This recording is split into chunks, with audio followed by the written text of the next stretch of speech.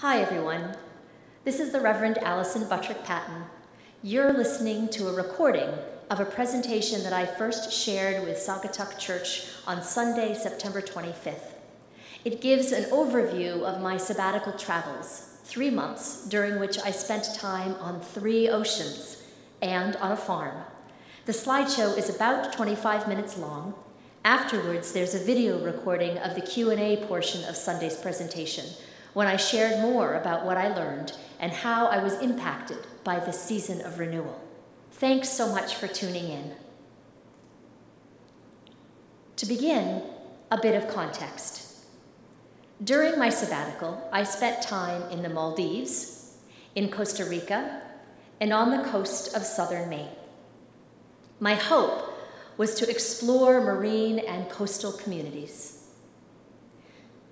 to soak up the biodiversity of those different places, and in light of the climate crisis, to learn from practices being developed to help restore the planet, including regenerative farming. And finally, to take time for family, fun, and renewal. All of this was made possible by a Clergy Renewal grant awarded to Saugatuck Church by the Lilly Endowment.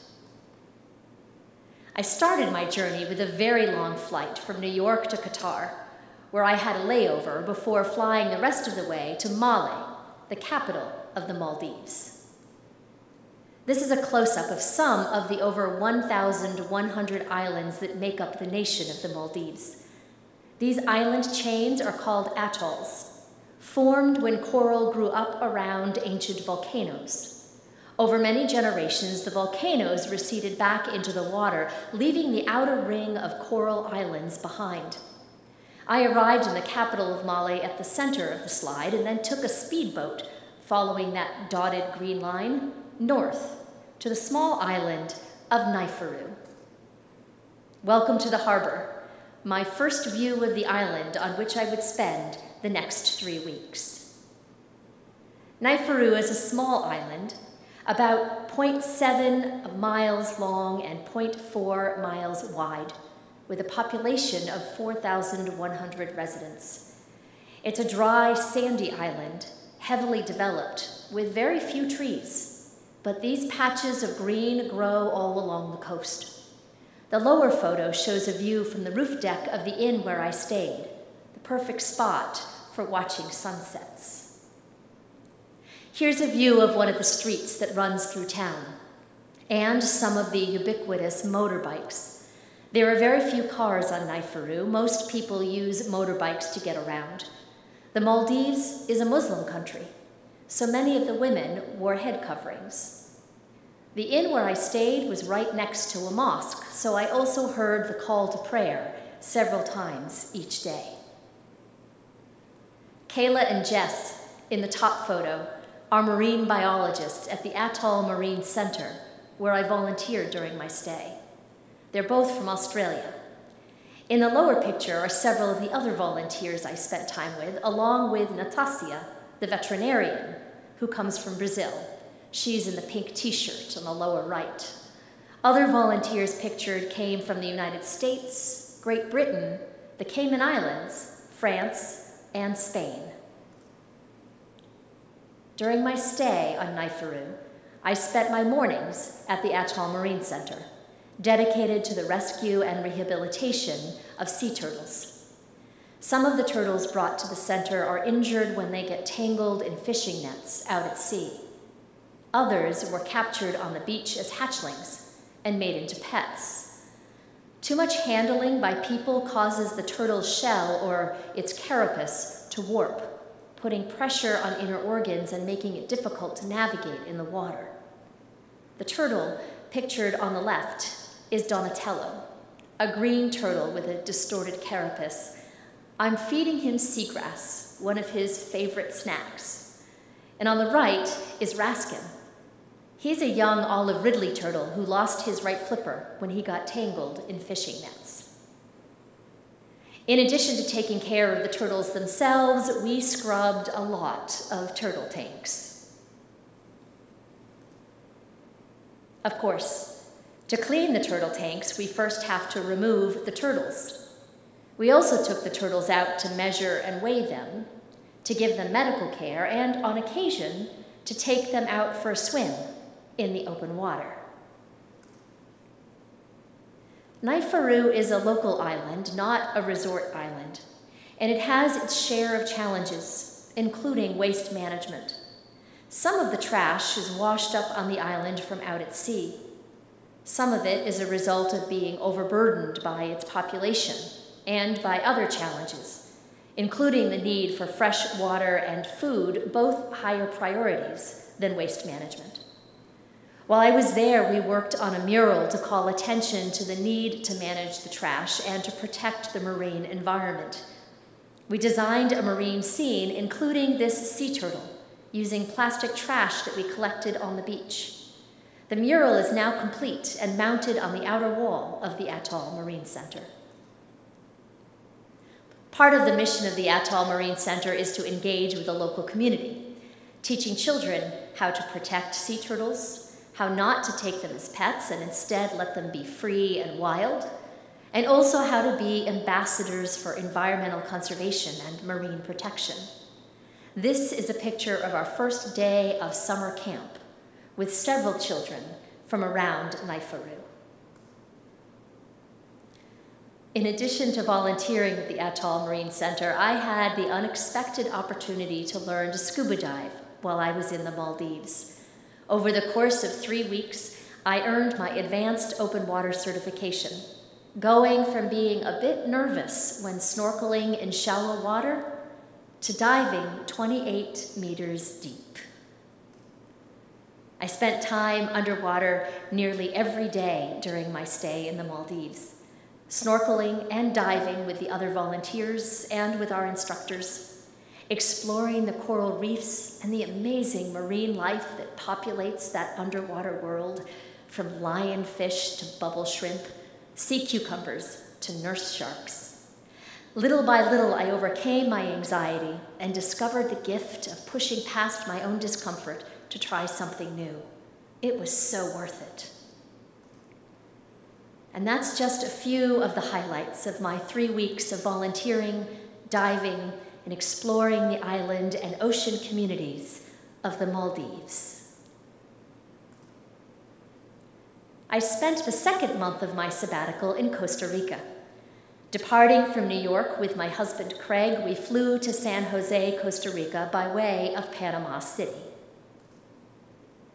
With a little bit of imagination, Costa Rica looks a bit like a sea turtle, with its head at the top and front and back flippers to one side. We spent our first week in Costa Rica on that back flipper, called the Osa Peninsula. We were based in Drake Bay, where you see the lower red circle. Then we flew back to San Jose to meet our 2 sons, Toby and Ian, who joined us for 3 weeks at Finca Luna Nueva in the Alajuela province, just south of the Arenal volcano. You can see the upper red circle on the map. More on the second part of our trip next. To get to the Osa Peninsula, we flew in a tiny 12-passenger plane where every seat had a great view. After a bumpy taxi ride over back roads and across a river, we arrived at our home away from home at Sunset Lodge, which we reached by climbing over 130 steps up from the main road. Our reward for that climb was an amazing view down to the bay on one side and out across the town of Drake Bay to the rainforest on the other. We spent lots of time just hanging out on this porch in our hammocks, watching the birds that commuted back and forth and hung out in the trees right around our cabin. Back down the hill and just off the main road was Casa La Tortuga, the open-air restaurant where we ate most of our meals, where we enjoyed delicious arroz con pollo, or rice with chicken, pescado, or fish, ceviche with patacones, which are smashed fried plantains, and some really good piña coladas. Take a few more steps, and we're on the beach, looking out across Drake Bay. We took several hikes along the beach where you can follow a trail that traces the coastline out to where you can see those trees in the distance, and around the bend and on down the coast for miles and miles. On one of those hikes, we stopped to spend time on one of the many gorgeous beaches that line the peninsula. To get further down the coast to a more remote part of the Osa Peninsula that includes Corcovado National Park, we took a water taxi. Notice that there are no docks. Boarding the boat meant wading into the water, timing your jump to avoid getting doused by oncoming waves. Easy on a calm day, but a lot more precarious when the surf was up. Corcovado National Park is one of the most biodiverse regions in the world, small but densely populated with a whole range of diverse wild creatures. During our guided tour, we met the mild-mannered collared peccary on the beach, spied a massive tapir, about the size of a small hippopotamus, lounging in the mud, and spotted all 4 of the different monkey species that live in Corcovado National Park, including the squirrel monkey, the capuchin or white-faced monkey, the spider monkey, and the howler monkey, pictured here. We also took a trip out to Caño Island, just off the coast of the Otsa Peninsula, to go snorkeling among the coral reefs there. After hanging out with sea turtles in the Maldives, it was very cool to swim with their cousins in the Pacific Ocean.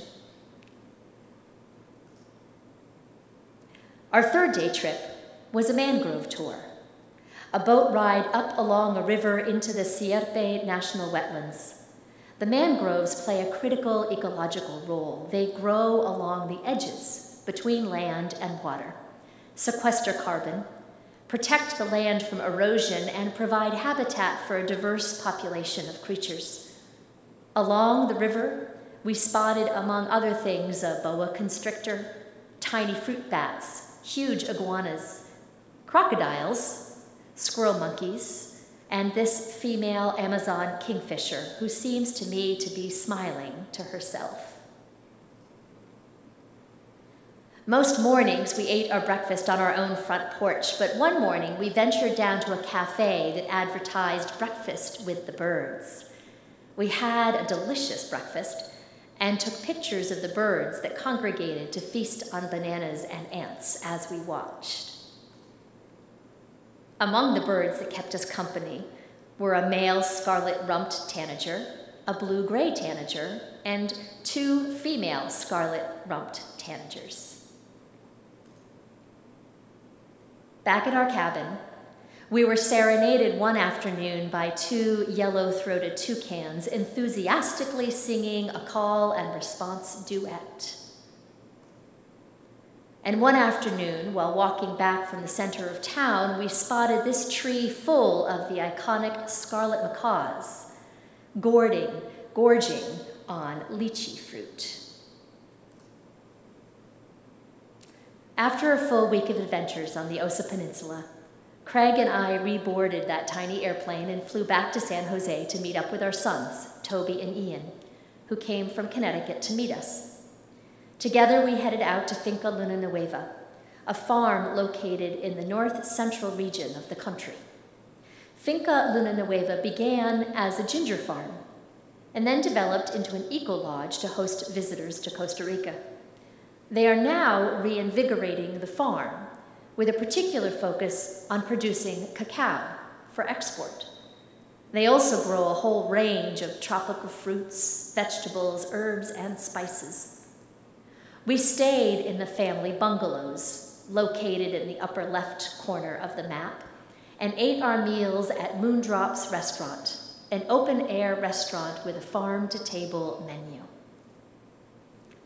We spent 3 weeks exploring the farm, hiking trails, taking guided tours, also swimming in the pool, playing foosball, and hanging out in the hammocks.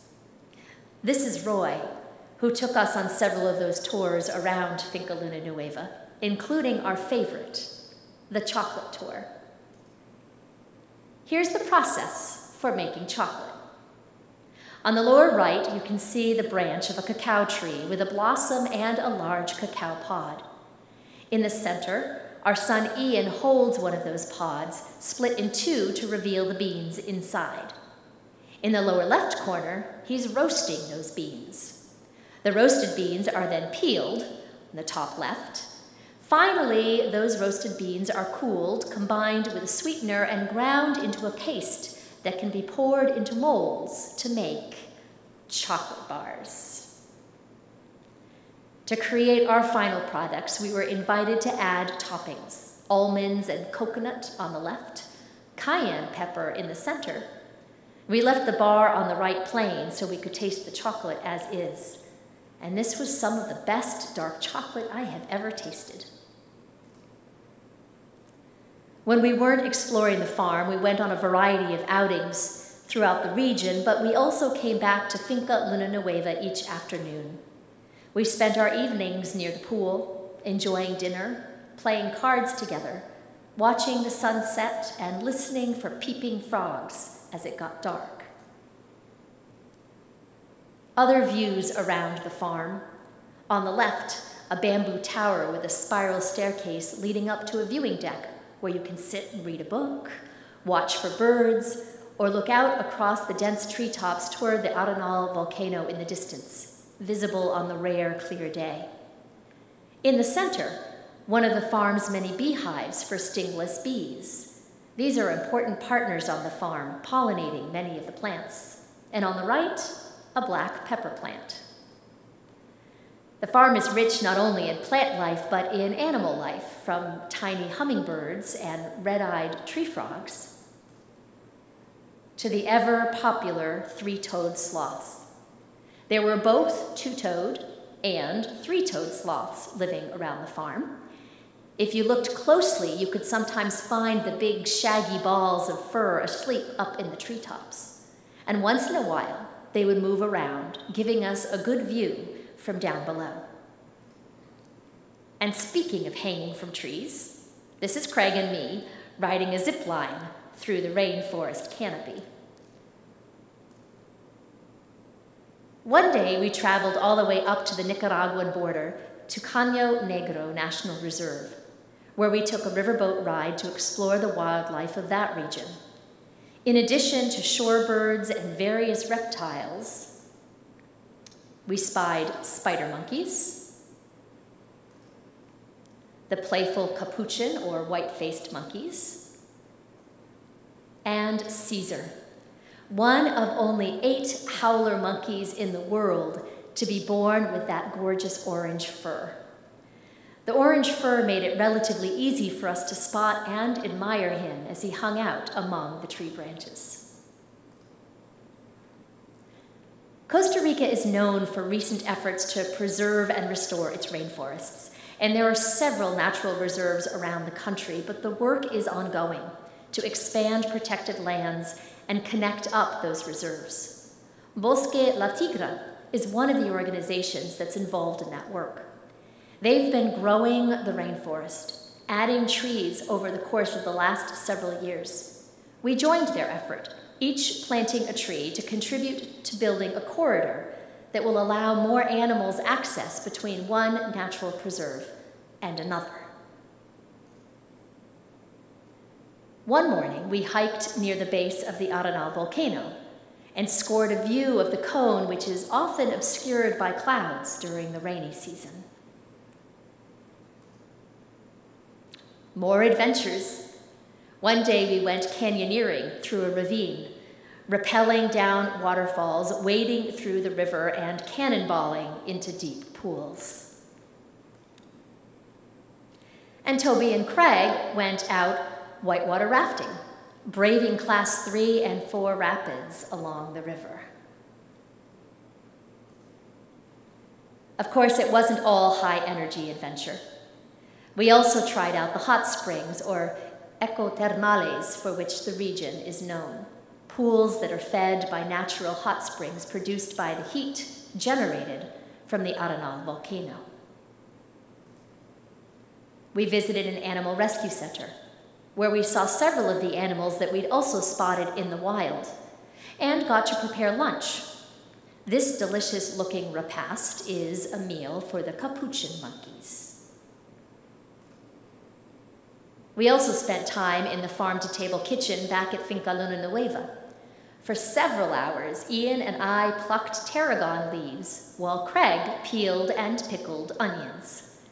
As we worked, we had the privilege to talk with the coordinator of the Farm to Table program and learned a bit more about their efforts to coordinate the growing of the good food on the farm with the meals that are served to guests. One Saturday, Craig and I got to tag along on a workshop hosted by Finca Luna Nueva for local farmers. Farmers came from all around the region, some of them expert, some brand new, to swap seeds and agricultural wisdom. As they walked around the farm, guided by one of the Finca Luna Nueva farmers, they discussed regenerative farming techniques, practices designed to enrich rather than deplete the land, and syntropic farming, an approach that mimics the conditions under which plants grow in the wild. So tall fruit trees, shrubs, and low-lying plants are cultivated not in isolated rows, but all together, where the plants can support one another. Living in symbiotic relationship with the rainforest is at the heart of the culture of the Maleku people, one of the indigenous communities in Costa Rica. We were hosted by a Maleku elder one day, who took us for a walk into a secondary rainforest to learn about medicinal plants, taught us how to handle a traditional bow, and introduced us to Maleku art, even given us a chance to paint our own gourds with wild animals of our choosing in the Maleku style. On our last full day in Costa Rica, we went kayaking on Lake Arenal. Out on the water, I was reminded of how much Costa Rica has done to preserve its water, land, and creatures. They have a long way to go. We all do. But there's much we can learn from Costa Rica. They're a carbon-neutral country, generating 100% of their electricity from hydroelectric and thermal sources. And they've set aside increasing portions of land to help protect and recover the rainforests, which are vital not only to the health of the local ecosystems, but also to the well-being of our global climate. In August, I returned to more familiar territory, spending a few weeks on the southern coast of Maine, dipping my toes into the Atlantic Ocean. This shot is taken in Kennebunkport. For a few days, I traveled inland from Kennebunkport to Alfred, Maine, to stay on Estes Lake with my parents, sisters, and brothers-in-law.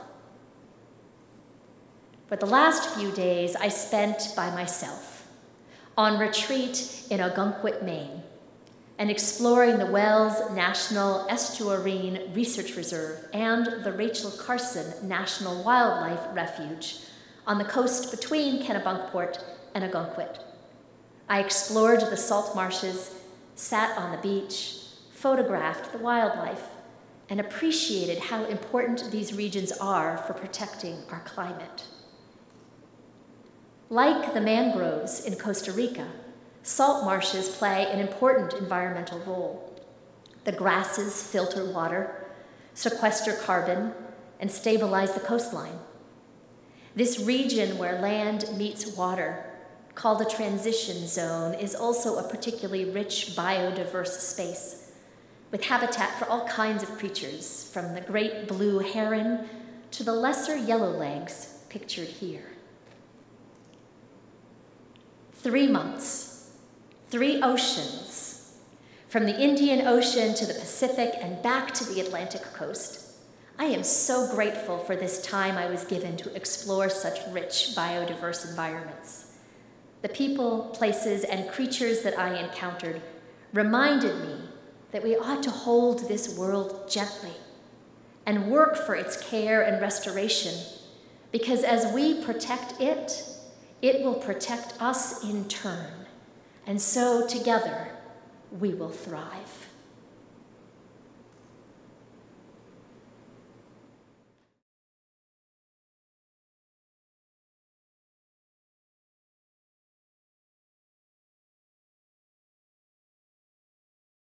The other thing, because I was volunteering with people from, I had folks from the United States, Puerto Rico, North Carolina, and then Ireland, Brazil,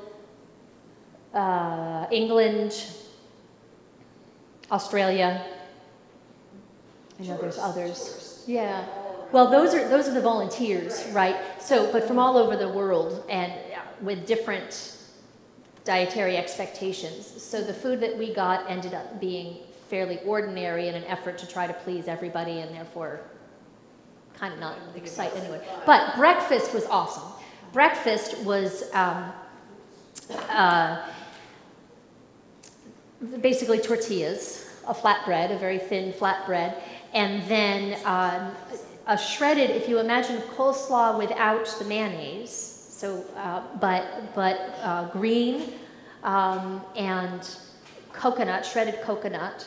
Typically there would be tuna. Ours didn't always have tuna in it. It tended to be, what was around. Sometimes there were shredded carrots, but it was this just yummy mix of sort of veggie, coconut, tuna, and you use your tortilla to eat it. And that was breakfast, and that was very yummy. Once I was invited out to a picnic on the beach that was a family picnic, then I ate more of the local food. It's a tuna fishing village, tuna fishing island, so almost everything is fried with tuna. So, like little fried dough balls or rolls with tuna in them. And then in Costa Rica, we ate lots of fish, lots of tilapia, which is a good fish to eat because it's a vegetarian fish. Lots of beans with the fish. The traditional dish that we ate in both places is this it's a plate, right? So you get the plate with fish and rice and fried plantains and salad, and it varies a little bit again, but that's sort of, it'd be that combination was sort of the traditional plate. When you were on the regenerative farm, was there any food? I think you said it was mostly cacao. Are there other things that you could? So here's the funny thing: it was a farm to table farm, and so yes, they're growing all kinds of things. It's just that commercially they're working on developing the cacao farm for export, but they grow lots of different kinds of tropical fruits and herbs and vegetables, and there are places that look more recognizable as like vegetable gardens. And so the meals that we ate were farm to table, and there was a standard menu, but then you would get, a different soup or a different special dessert depending on what was ripe. Yeah. I'm getting hungry. I know. Sorry. You said it was a bad one to start with in the middle of the day. Okay, so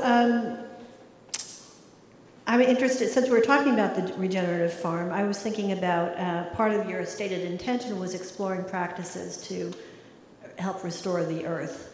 And I'm wondering what you brought back with you from that place that you can apply here, that we can learn from, that you may use in your own garden, or that are applicable to activities that we may want to start doing here, things with the youth, or to bring home to our own yards. Sure. Or growing food. I don't know.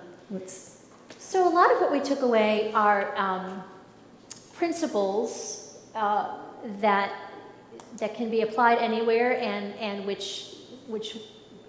some of which we may know in our own context, like food is better the closer you are to where it is grown. Right. So I met a spice farmer on that Saturday when the farmers came together for a workshop, who lived just up the road and who raised, let's see if I can remember the five key spices: turmeric, pepper, ginger.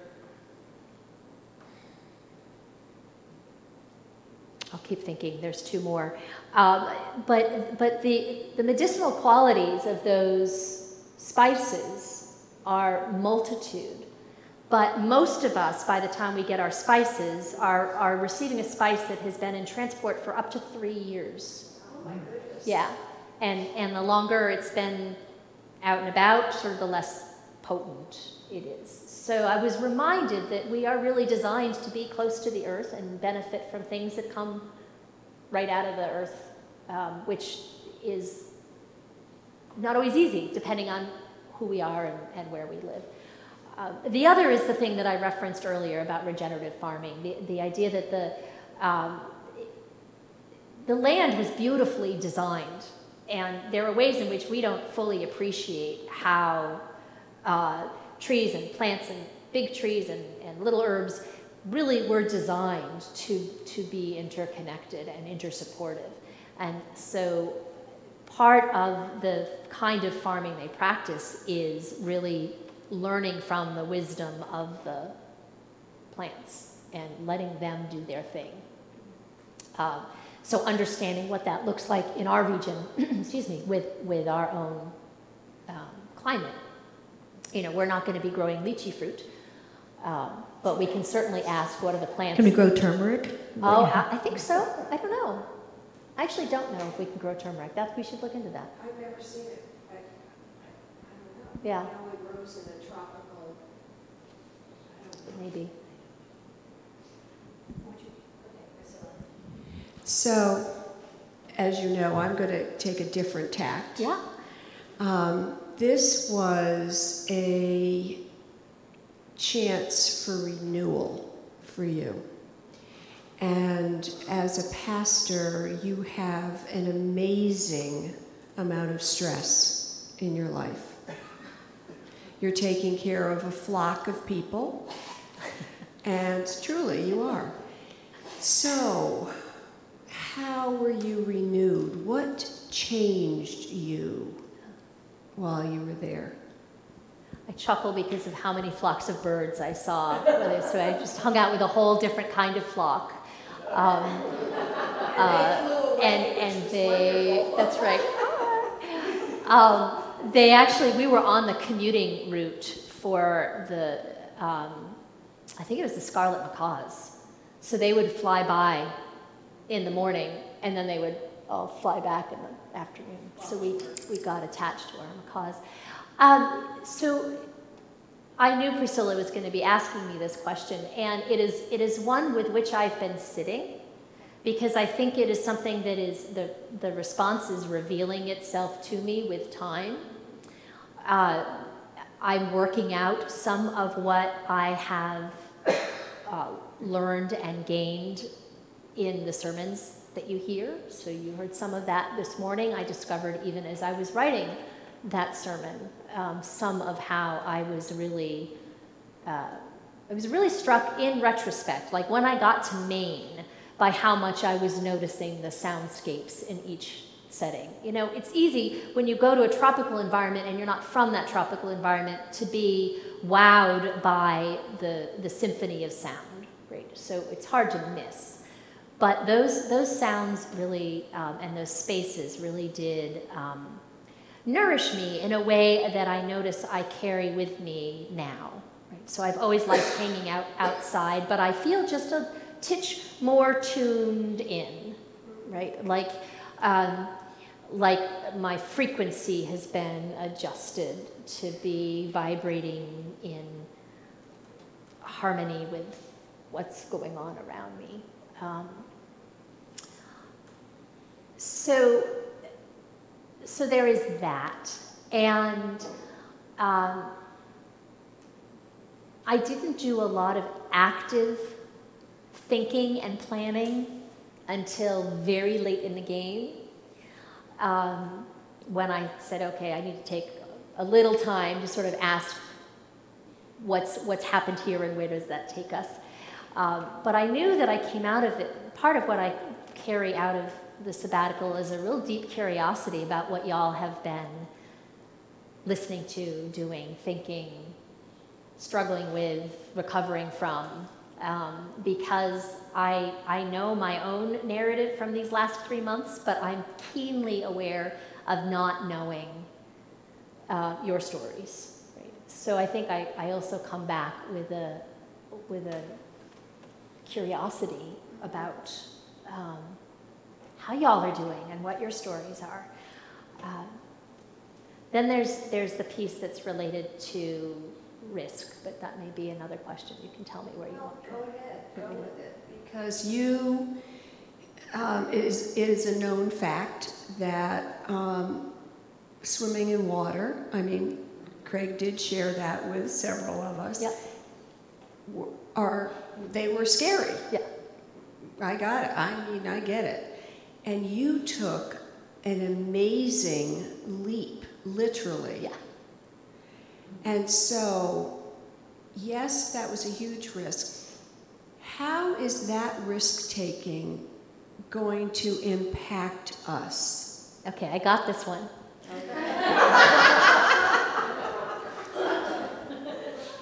Two or three insights. One of the things I realized coming out of this experience is that I actually might even change the language that I was using, because I talked about risk-taking, but really it's more about pushing to the edge of discomfort, because I was not, this is one of the things you could say coming out the other end, is I wasn't actually taking big physical risks, right? Getting in the car is risky.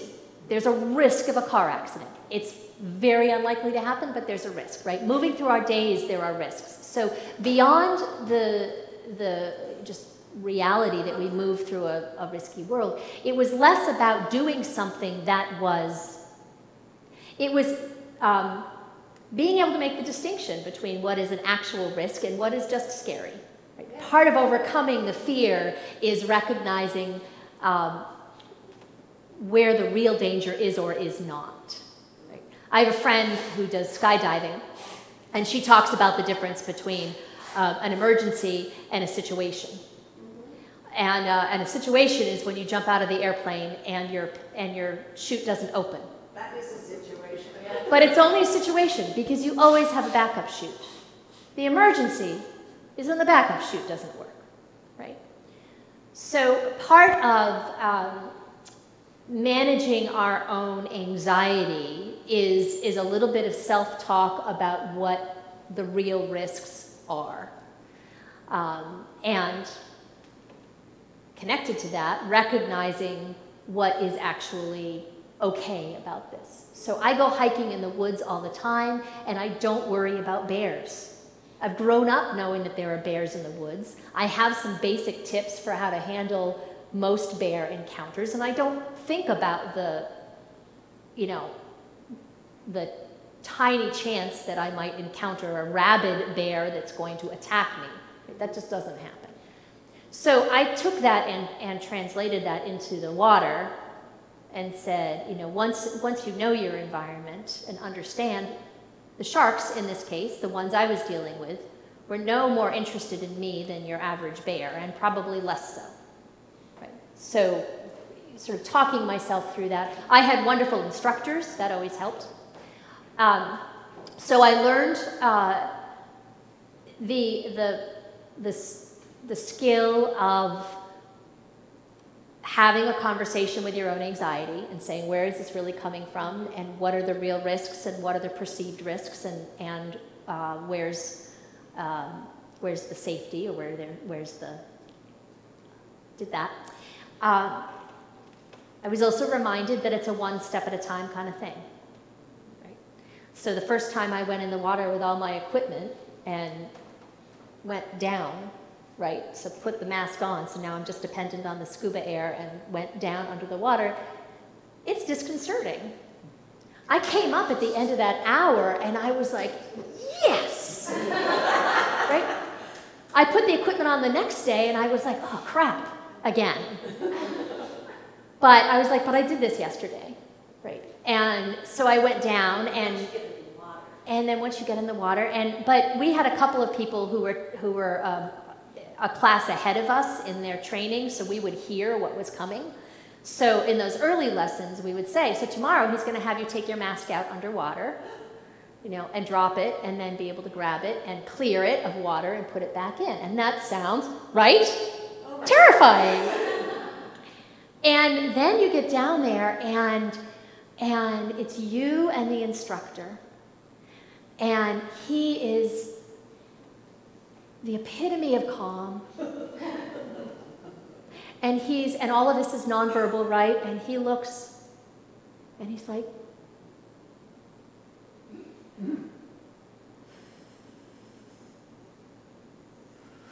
and I'm like, that looks easy. And so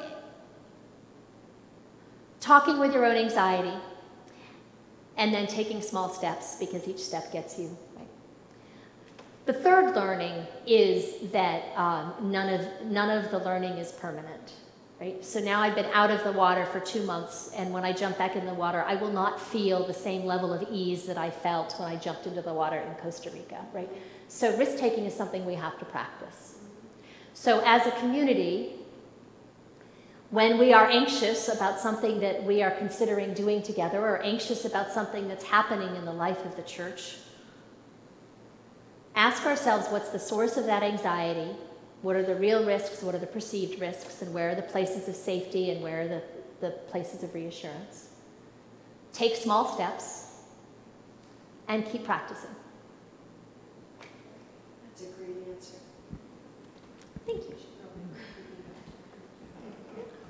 It's imagining how and that you were renewed and refreshed is not difficult. Just looking at the slides and hearing you talk, which was one of the intentions. I think, and you've spoken a little bit about, how you fulfilled on the things that you expected to do and how they worked out and so forth. I'm curious, and we talked about how you're different, like how you may be different. How do you feel like you are even more your true self? Like, were there moments when you just felt like you were getting back in touch with something that was a real truth for you, that was like what made your heart sing, and then you were like, oh yeah, this is me? Yeah. Oh yeah. So in general, when I go on vacation, the way that we structure time away for clergy, and for me in particular, is that we tend to take a month, right? Which I realize is something that many of you don't get to do, but it's a recognition of this sort of 24/7-ish kind of work that ministry can be. And my husband typically comments about week 1.5, oh, there she is. And that's, for any of us, we discover, I think, our best selves, our most relaxed and joyful selves, when we're actually gifted with the space to rest. We don't know. Sometimes we do, but I think often we don't even realize how depleted because we're just used to doing what we need to do to get by, and doing things in many cases that we care about, that we love, spending time with family that we're looking after, we're doing work that feels meaningful. That can all be true, and we can still be depleted. So yes, there were those moments where I was like, oh, yay. There is a certain kind of privilege, too, to only interacting with the world the way I feel like it, right? So you hope that we all get to show up as ourselves in the world, but we are also always, in appropriate ways, adapting, compromising, collaborating, right? And that is part of what it means to be community.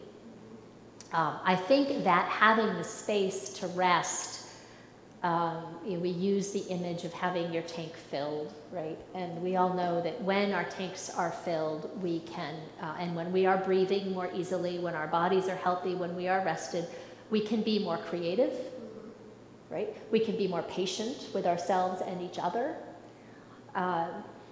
Creativity is our way out of all of this, as far as I'm concerned. I'm reading a book right now called From What Is to What If, that makes that case that the thing that we most need in our culture is a capacity to engage the imagination. And that's really hard to do when we're in crisis. Ironically, when we need to problem solve most is when it's hardest to do that, right? So I hope, because when you don't have to, when you're not encountering conflict or crisis or problems to solve, except small ones, right? You don't get a chance to exercise that. But I feel like the rest means that now we can be creative together.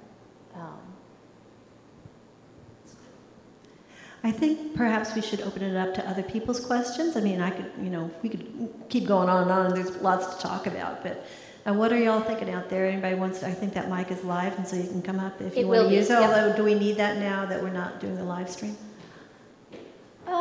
Yes, because it's being recorded. Okay. And it is on, yep, so we can. What are you dying to ask Alison? Question. I mean, I asked her about the food, so I mean, it can be pretty much anything that you're curious about, or it can be one of the larger questions about how is this going to now change us, and what does it mean going forward? Anybody? No, you just covered everything perfectly. Yes, I'm going to just back up to the Maldives for a moment and see if there's anything about the work in the Maldives, the Marine Center, the Maldives as a country that you were wondering about, because we sort of shifted into talking about time in Costa Rica. But do you know that we have sea turtles that lay eggs on Campo Beach? Does everybody know that? There's a famous incident. Was it 3 years ago when the baby turtles were hatched during a wedding on the beach? Yes. Oh, I totally. Which was the first time I knew that there were turtles and some little turtles came out. I mean, what a blessing for a wedding, right? To have baby turtles come up in the middle of it. Speaking of turtles, I wonder if whatever your training was and whatever you learned about the turtles and how to handle them or not handle them, how do we put that into some kind of practice so they don't get there? Thank you. So it's always about sharing the stories and education. There's one detail that I meant to look up before we talk together, so we can collectively look this up to confirm something that I have understood, and I want to make sure that it's not outdated information. Those ghost nets that are in the ocean are often fishing for shrimp. So if you're looking for a very simple one step you can take that helps to protect the marine environment, you could choose not to eat shrimp or to reduce your shrimp consumption, because as it has been the case, and my question is whether there are sustainable shrimp fishing practices that I don't know about, right? So, and then farming has their own issues in terms of what they're fed, although with shrimp it might be, so farmed shrimp might be an option. But the ghost nets mean that you have 90% what's called bycatch, which means 90% of what's caught in that net dies and gets thrown back into the water and is not what you were fishing for. So in order to get the 10%, which is the shrimp, you get 90% of other marine life that is harmed. So making our own consumer choices that encourage sustainable fishing practices in general. Shrimp is an example. Naifuru, I mentioned, is a tuna fishing island. Each of the islands of the Maldives has a different focus. So you have some which are the resort islands, and you have an island nearby, Naifuru, which is a tuna processing island, and Naifuru is a tuna fishing island. You know that tuna is one of those big fish that has been overfished. In Naifuru, they now only use sustainable fishing practices, so they do line fishing, which means you catch one tuna with one line, which limits the quantity and allows the population of tuna to not to be depleted. So that's one thing that we can take away is what are our consumer habits and how do we support sustainable fishing. Sustainable fishing practices have a huge impact. If, for example, you set aside a marine reserve, and allow no fishing for a period of six months, half a year, and still fish everywhere else, but not within that one area, that is enough time for that area to recover its fish populations and to have such healthy fish populations that those fish move outside that zone, and so the fishing outside that zone gets better. And then at the end of 6 months, you can move zones. And with that kind of practice, just the intentionality around keeping, identifying ocean reserves means that everything flourishes. There are those like Dr. Ayanna Elizabeth Johnson, a marine conservationist out of New York City, who are advocating for 50% of the oceans to be identified as reserves, and argue that that will give us ample supply of fish if we allow one part of the ocean to be untouched over time. So it's like allowing a field to lie fallow. It is exactly like that. Any good farmer knows is important to replenish the soil. Yeah. So we need to remain fallow sometimes in order to be replenished. Yeah.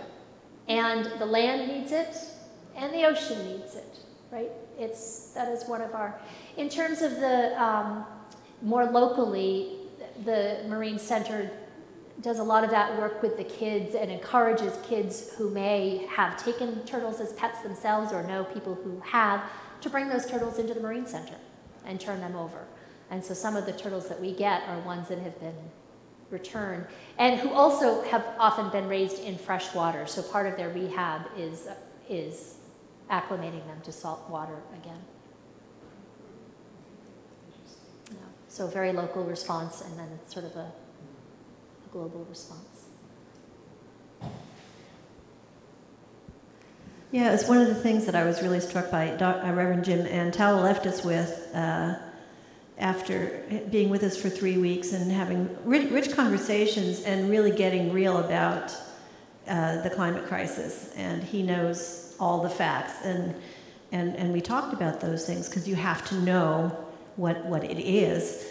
But what he left us was that it's important, the importance of having the conversations, keeping those conversations alive, and that we know everything we need to know. We have the technology to solve the problems. It's just having the will and the power Exactly. somehow to achieve it. He also left us with, okay, problems may be big, but we're privileged to be the generation that is at what could be a turning point, in the world. Yeah. So. Well, and it is very common. I imagine all of you have lived in this space. I've certainly lived in this space of saying, the climate is a really big thing, right? Like, I can choose to compost, but am I really making a difference? Am I going to be able to make a dent, right? And the result is that we get paralyzed. So the good news is there are a lot of solutions, and we are gifted in a multitude of ways. So pick the thing that feels energizing to you. Dr. Ayanna Elizabeth Johnson says, there's enough stuff to do. You ought not to find yourself doing something which feels depleting to you, right? If marching in the streets at a protest is your thing, awesome. We need voices to be raised. If that's not your thing, then discover what is meaningful and do that thing. She talks about, and I've lifted this up a couple times here and been thinking about how we could apply it again, the use of a Venn diagram. A Venn diagram which says, here's what I'm good at, here's what gives me joy, and here's what's needed in the world around a particular topic, the climate crisis. And the sweet spot is in the middle, right?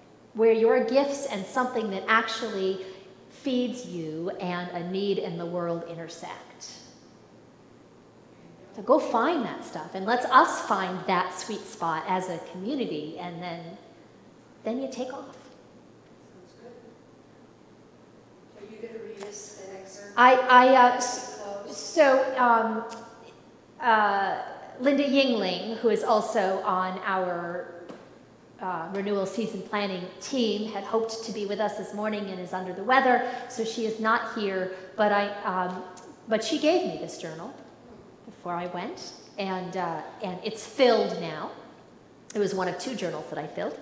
And she did say, if you're willing, would you read something? And I thought, a lot of what I wrote in my journal was what I did today, so I don't forget, right? Like I said, I didn't do a lot of, deep thinking for a while. I just kind of allowed myself to move through the time. But near the end, I did do a little bit more sort of reflecting. So this is an entry written in a journal that was given to me by Linda, and it includes a quote from The Faithful Gardener by Clarissa Pinkola Estes, which was a book given to me by Catherine and Rebecca Ross, and which I read once near the beginning of my sabbatical, and then I went back to and reread at the end of my sabbatical. So here's the quote from the book. "What is this faithful process of spirit and seed that touches empty ground and makes it rich again? I know this is still the book. Whatever we set our days to might be the least of what we do, if we do not also understand that something is waiting for us to make ground for it. Something that lingers near us, something that loves, something that waits for the right ground to be made so it can make its full presence known." And my response to that: what is it to be a receptive person and community, to make our ground fertile?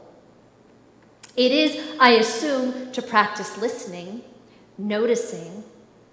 It is to say yes more often than no to new ideas and efforts. Let's see.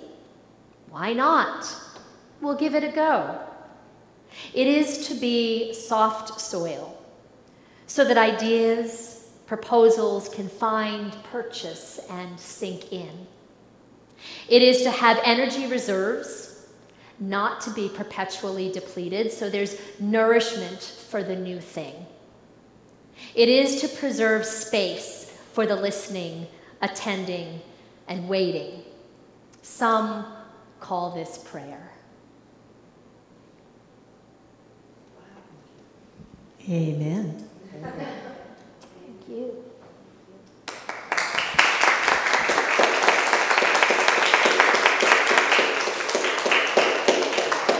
I hope it's clear, even just in those last couple of moments, that in those concrete examples, but throughout, that this has been, I know I got to do the really juicy stuff, but that this has been a group endeavor, and I am grateful for your gifts, the gift of time, the gift of waiting, that allowed this to be. Come tell me your stories.